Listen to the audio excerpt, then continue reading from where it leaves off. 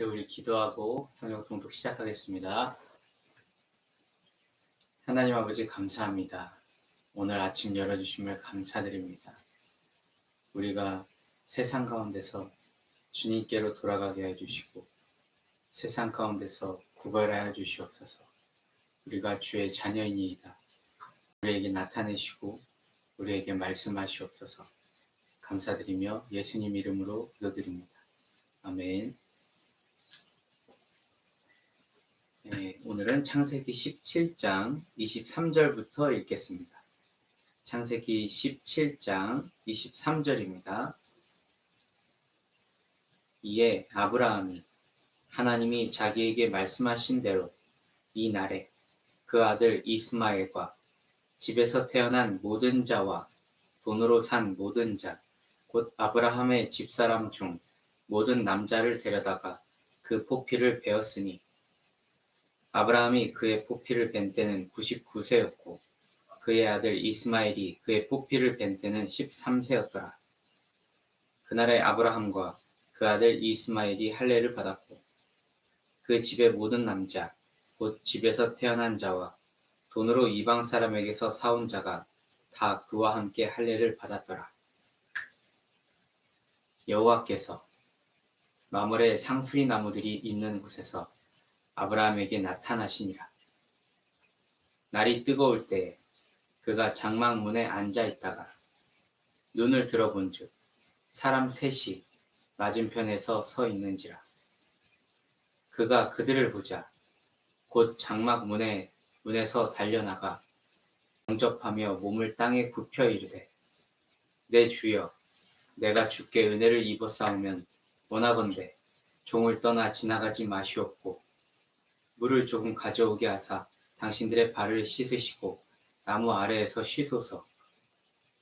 내가 떡을 조금 가져오리니 당신들의 마음을 상쾌하게 하신 후에 지나가소서. 당신들이 종에게 오셨음이니이다. 그들이 이르되 네 말대로 그리하라.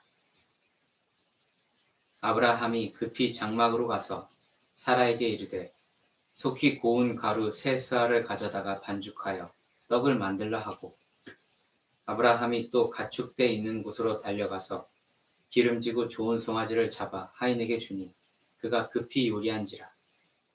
아브라함이 엉긴 젖과 우유와 하인이 요리한 송아지를 가져다가 그들 앞에 차려놓고 나무 아래에 모셔 섬에 그들이 먹으니라.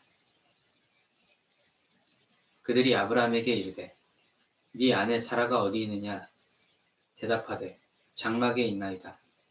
그가 이르시되 내년 이맘때 내가 반드시 내게로 돌아오리니 네 아내 사라에게 아들이 있으리라 하시니 사라가 뒤 장막의 문에서 들었더라. 아브라함과 사라는 나이가 많아 늙었고 사라에게는 여성의 생리가 끊어졌는지라. 사라가 속으로 웃고 이르되 내가 노쇠하였고 내 주인도 늙었으니 내게 무슨 즐거움이 있으리요. 여호와께서 아브라함에게 이르시되 사라가 왜 웃으며 이르기를 내가 늙었거늘 어떻게 아들을 낳으리요 하느냐. 여호와께 능하지 못한 일이 있겠느냐. 기한이 이를 때 내가 내게로 돌아오리니 사라에게 아들이 있으리라. 사라가 두려워서 부인하여 이르되 내가 웃지 아니하였나이다. 이르시되 아니라 네가 우느니라.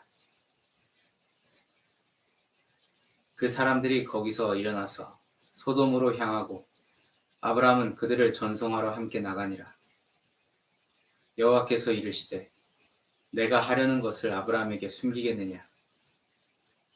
아브라함은 강대한 나라가 되고 천하 만민은 그로 말미암아 복을 받게 될 것이 아니냐. 내가 그로 그 자식과 건속에게 명하여 여호와의 도를 지켜 의와 공도를 행하게 하려고 그를 택하였나니 이는 나 여호와가 아브라함에게 대하여 말한 일을 이루려 함이니라. 여호와께서 또 이르시되 소돔과 고모라에 대한 부르짖음이 크고 그 죄악이 심히 무거우니 내가 이제 내려가서 그 모든 행한 것이 과연 내게 들린 부르짖음과 같은지 그렇지 않은지 내가 보고 알려 하노라. 그 사람들이 거기서 떠나 소돔으로 향하여 가고 아브라함은 여호와 앞에 그대로 섰더니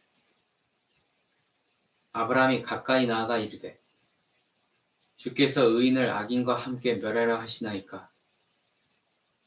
그 성 중에 의인 50명이 있을지라도 주께서 그곳을 멸하시고 그 50 의인을 위하여 용서하지 아니하시리이까. 주께서 이같이 하사 의인을 악인과 함께 죽이심은 부당하오며 의인과 악인을 같이 하심도 부당하니이다. 세상을 심판하시는 이가 정의를 행하실 것이 아니니까. 여호와께서 이르시되 내가 만일 소돔 성읍 가운데에서 의인 50명을 찾으면 그들을 위하여 온 지역을 용서하리라. 아브라함이 대답하여 이르되 나는 티끌이나 재와 같사오나 감히 주께 아뢰나이다. 50 의인 중에 5명이 부족하다면 그 5명이 부족함으로 말미암아 온 성읍을 멸하시리이까. 이르시되 내가 거기서 45명을 찾으면 멸하지 아니하리라. 아브라함이 또 아뢰어 이르되 거기서 40명을 찾으시면 어찌하려 하시나이까. 이르시되 40명으로 말미암아 멸하지 아니하리라. 아브라함이 이르되 내 주여 노하지 마시옵고 말씀하게 하옵소서. 거기서 30명을 찾으시면 어찌하려 하시나이까. 이르시되 내가 거기서 30명을 찾으면 그리하지 아니하리라. 아브라함이 또 이르되 내가 감히 내 주께 아뢰나이다. 거기서 20명을 찾으시면 어찌하려 하시나이까. 이르시되 내가 20명으로 말미암아 그리하지 아니하리라. 아브라함이 또 이르되 주는 노하지 마시옵소서. 내가 이번만 더 아뢰리이다. 거기서 10명을 찾으시면 어찌하려 하시나이까. 이르시되 내가 10명으로 말미암아 멸하지 아니하리라. 여호와께서 아브라함과 말씀을 마치시고 가시니 아브라함도 자기 곳으로 돌아갔더라. 네, 오늘은 여기까지 읽겠습니다. 창세기 18장 33절까지 읽었습니다.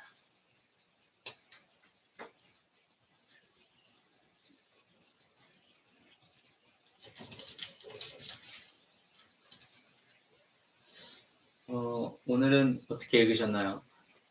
아브라함이 처음에는 세상 사람 같았어요. 하나님의 백성, 하나님의 자녀와 그 세상 사람, 그 경계선상에서 구분이 되지 않는 그런 사람이었습니다. 뭐 하나님이 믿고 이렇게 맡길 만한 그런 사람도 아니었고, 자기 아내를 그렇게 허무맹랑하게 다른 사람에게 줘버리는 그런 믿음직한 사람이 아니었어요. 자기 안위만 생각했던 사람이었고, 그리고 성에 있어서도 이방 민족과 크게 다르지 않아요. 그냥 성에 있어서 그냥 어떤 도덕률이 없습니다. 아내가 첩을 그냥 가지라고 줬더니 그냥 냉큼 받아 들고 그냥 그렇게 살죠. 네, 그러니까 인간적으로 볼 때 뭐 흠모할 만하거나 뭐 배울 만한 점이 사실 없는 사람이 아브라함입니다. 특별할 것도 없고요. 근데 주님께서 그 아브라함에게 믿음의 조상으로 세우시기로 작정하셨고, 그렇게 이제 행해 나갈 수 있는 믿음의 조상이 되게 하기 위해서 계속해서 은혜의 방편을 주시죠. 그런데 오늘은 하나님께서 직접 오세요. 어떤 모습으로요? 사람의 형상의 모습으로 오세요. 하나님께서 직접 나타나시는 거는 이제 모세가 보게 되고, 그 전에 사람들은 하나님 직접 사는 동안에 뵙지를 못하죠. 근데 하나님께서 사람의 형상으로 사람에게 하나님이 강하게 임하셨는지는 모르고, 또 하나님께서 그 몸의 형상으로 나타나신지도 모르겠고, 그런 건 자세하게 나와 있지는 않습니다. 하지만 천사는 아니었던 걸로 확신해요. 왜냐하면 그 세 명의 분이 이렇게 나와 있습니다. 18장 1절에 보니까 여호와께서 마므레의 상수리 나무 들이 있는 곳에서 아브라함에게 나타나시니라. 여호와께서 나타나시니라 이렇게 명시가 되어 있습니다. 그래서 이들 세 명은 천사가 아닙니다. 하나님이라고 보시면 되는데 그 형상이 사람의 형상과 같았다 이렇게 보시면 되겠습니다. 2절에도 보니까 아브라함이 특이한 것을 느끼게 돼요. 특별한 것을 느끼게 됩니다. 어느 정도로 확신이 있는지 달려나가요. 그 세 분에게 달려나갑니다. 2절에 보니까 눈을 들어 본즉 사람 셋이 맞은편에 서 있는지라 그가 그들을 보자 곧 장막문에 달려나가 영접하며 몸을 땅에 굽혀 이르되 네, 하나님이신 걸 아는 거예요.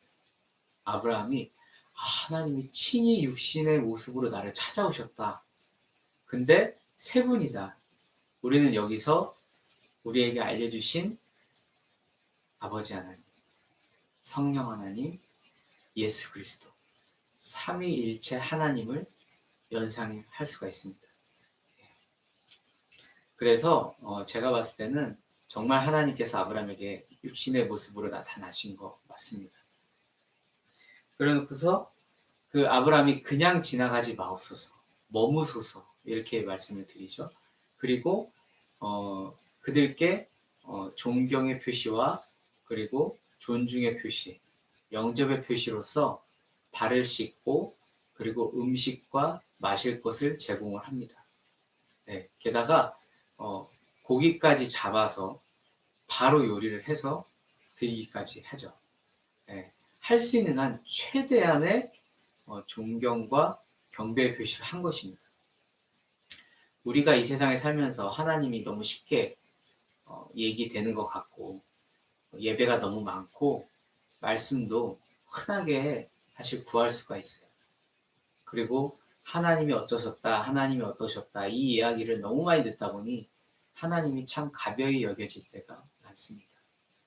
근데 하나님께서 우리 가운데 성령 가운데 항상 계시지만 이 삼위 하나님의 현현, 삼위 하나님을 만나는 이 일은 흔히 있진 않아요. 지금 시대에도 흔히 있지 않아요.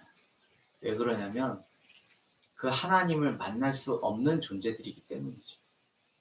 그리고 그 하나님이 만나면 이 세상과 이 시대가 감당할 수 없는 일들이 일어납니다. 그래서 이 삼위 하나님, 아버지 하나님, 성령 하나님, 예수 그리스도 이 삼위 하나님이 다 우리에게 드러나시는 사건들이 하나님의 뜻에 하나님의 때에 일어나는데 그게 무슨 일이냐면 부흥이에요. 부흥. 양적 성장, 질적 성장 이런 거를 얘기하는 게 아닙니다. 교회 성장, 전도 폭발 이런 거를 비단 얘기하는 것이 아니에요. 그것들은 부흥의 결과물들로서 선물로서 주어지는 것입니다. 하나님께서는 삼위 하나님께서는 나타나시고 머물다가 다시 사라지십니다. 그것이 바로 부흥의 시대입니다. 부흥의 시대는 한 사람만을 변화시키지 않습니다. 교회의 다수를 변화시킵니다. 그리고 한 교회 전체를 변화시키시고 그리고 그 지역을 변화시키십니다. 그래서 부흥의 시대가 찾아오면 우리가 노력하지 않아도 우리가 계획하지 않아도 우리가 상상하지 못하더라도 하나님의 크고 은밀한 일이 드러나게 되는 것입니다. 그렇게 됨으로써 부흥의 열매들을 우리가 보게 되는데요. 교회의 양적인 성장이 주어지게 됩니다. 그리고 교회의 질적인 성장과 훈련이 진행이 되게 됩니다. 그리고 사람들의 가치관의 변화, 도덕의 변화, 그리고 사람들의 지혜의 변화, 사람들의 건강의 변화, 사람들 처지의 변화도 동일하게 주어지는 경우가 많습니다. 그리고 공동체, 지역사회 공동체의 변화가 일어나서 지역사회가 온전히 하나님께 쓰임받는 백성으로서 살아나가게 되는 경우가 정말 많이 있습니다. 이 하나님께서는 결국에는 삼위 하나님께서는 끝까지 함께 계시지는 않아요. 왜냐하면 하나님의 본래의 자리가 있으시기 때문입니다. 그래서 잠시 잠깐 하나님 보시기엔 잠시 잠깐 머무시지만 그것이 우리에게 너무나 특별한 인생 가운데 경험이기 때문에 그것들로 인하여서 기념비적인 일들이 세워지고 그 기념비적인 일들이 기록되고 전승되고 전파되는 것입니다. 그래서 하나님의 그 등장하심이 세대를 걸쳐서 증거가 되죠. 그것이 바로 진정한 부흥입니다. 그래서 부흥은 우리가 기도한다고 해서 절대적으로 오는 것도 아니며, 그리고 우리가 상상하거나 계획할 수 없는 일입니다. 우리의 간절한 기도 제목으로 오는 것도 아니에요. 단 하나님을 만나는 그 일은 우리의 간절한 기도로 수일 내에 이뤄집니다. 그러나 부흥이라는 것만은 우리가 임의로 할 수 없습니다. 제가 정말 존경하고 제가 부흥과 교회의 양적 성장, 질적 성장, 그리고 진정한 기독교란 무엇인가라는 그 주제에 있어서 가장 탁월하고 가장 존경하고 기본적인 맥락이 저와 동일한 목사님을 제가 책을 통해서 찾게 되었는데요. 잠깐 그 책을 보여드릴게요. 이 책인데요. 꼭 성경책과도 비슷한 디자인이죠. 진정한 기독교라는 책인데 마틴 로이드 존스 목사님, 영국 지역에서 웨일즈 지역에서 태어나신 분이고 대영 제국의 왕실 의학회에서 공부하셔서 의사로 지내시다가 하나님의 부름을 받고 이제 말씀 사역을 하신 분인데, 영국의 웨스트민스터 채플에서, 런던에 있죠, 웨스트민스터 채플, 거기서 제일 오랫동안 심우를 하셨어요. 거기 담임 목사님이라고 보시면 되는데 지금은 작고하셨고요. 이분이 가장 부흥에 대해서 잘 정리를 해주셨어요. 성경적으로. 그리고 부흥으로 인해서 기독교가 탄생을 했다라고까지 얘기를 하시고, 부흥이 없이는 이 성경의 모든 내용을 이해할 수 없다라고까지 얘기하시는 분이에요. 그래서 부흥의 이해에 대해서 굉장히 탁월하신 분인데 이분들의 강해 설교를 보면은 사실은 전부 다 부흥에 관한 얘기를 하고 계시고 그쪽 방향으로 나아가고 계시는데, 이분의 가장 결정적인 책이 뭐냐면은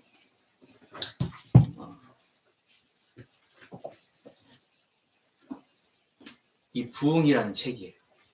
여기서 그분의 모든 연구와 사역에 가장 중요하게 여기시는 내용들이 집대성되어 있어요. 네. 이 부흥이라는 책은 사실은 일반 성도들도 소장 가치가 있습니다. 읽기 어렵지 않아요. 강해 설교의 기록입니다.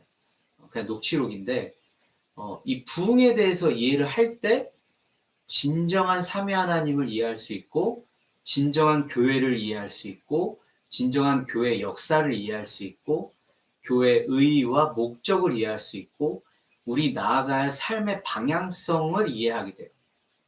이 부흥을 모르는 사람들이 이 시대에 너무 많이 있습니다. 그릇되이 해석하는 사람들이 너무 많이 있어요. 그래서 하나님의 뜻인 양 행동하고 기도하고 하는데 전혀 주님 뜻이 아닌 걸 하고 있어요. 너무 많이 있어요, 이 시대에. 그래서 부흥에 대해서 이해를 하는 것이 저는 이 시대에 옳다고 생각합니다. 왜냐하면 부흥이 정말로 긴급한 시대이고 부흥이 모든 문제들의 해결점이 될 수 있기 때문이에요. 이 시대에 부흥이 없습니다, 지금. 하나님의 현현이 극도로 적은 시대입니다. 허락되지 않아요. 왜냐하면 아브라함에게 처음부터 나타나신 게 아니잖아요. 하나님 말씀을 하신 거지, 교제를 하셨던 거지, 하나님이 현현하시진 못하는 거예요. 아브라함에게 처음에. 그러다가 하나님과 만나고 또 만나고 언약하시고 다루시고 하시다가 결국에 하나님께서 이제는 삼위 하나님께서 나타나신 거죠. 이것을 보면서 아브라함도 처음에는 우리같이 약하고 병들고 어그러진 세대의 사람이었다가 점차 하나님과 독대하면서 관계하면서 하나님이 축복하시고 언약하시면서 하나님의 성품을 조금씩 이해하고 하나님의 도에 대해서 조금씩 이해하다가 그러다가 부흥이 찾아오신 거예요. 네. 한 사람에게 부흥이 찾아온 거죠. 근데 이게 어떤 일이 됩니까? 그 아들 이삭도 하나님 만나시고 그 아들 야곱도 하나님이 만나주시고, 그러다가 누구를 만나주십니까? 모세를 통해서 이스라엘 백성 전체를 만나주시는 거죠. 예, 하나님의 현현, 그것이 부흥입니다. 그것으로부터 시작됩니다. 우리에게는 부흥이 시작된 지가 기억이 나지 않을 정도로 먼 일이 되었습니다. 이제 우리에게 새로운 부흥이 필요합니다. 우리가 그 부흥을 바라보면서, 기대하면서 이 마지막 세대를 살아나가시기를 바라겠습니다. 이제 하나님께서 아브라함에게 확실한 믿음을 허락하셔서 독대하시면서 회의까지 해요. 하나님하고 의논하죠. 아브라함하고. 소돔과 고모라 이 땅을 멸할 때 어떻게 하시겠습니까? 라고 하나님과 독대하며 하나님의 뜻을 변경시키세요. 이렇게까지 해요. 아브라함이. 이게 바로 신약시대의 예표예요. 신약시대에 제자들에게 모든 하나님의 나라 뜻을 알리시고 성령님 주시고, 그리고는 예수님께서 말씀하시죠. 이제는 너희가 기도하라. 예수 그리스도의 이름으로 기도하라. 다 이룰 것이다. 그리고 또 뭐예요? 우리가 이제는 종이 아니요 친구라. 하나님과 친구라. 아브라함과 하나님이 이렇게 독대해서 소돔과 고모라 멸망에 대해서 의논하는 것처럼 이렇게 하나님의 친구가 되는 것입니다.